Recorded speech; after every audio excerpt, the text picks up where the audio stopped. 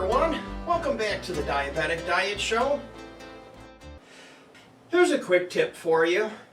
After you use your trusted butcher knives for a while, they're going to start to get dull. So you're going to want to sharpen them.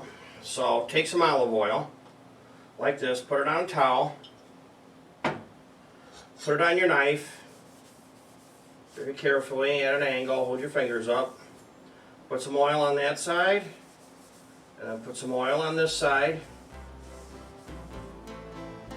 and then you take and you hold this down at an angle like this, and you pull back. So I'm kind of exaggerating.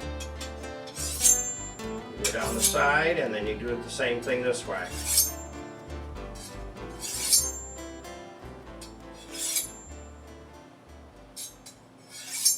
So on that side you pull up. On this side, with the blade facing that way, you pull down.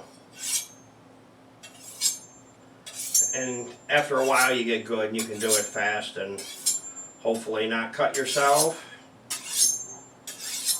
And you will be surprised at how sharp your knife will be. Pleasantly surprised.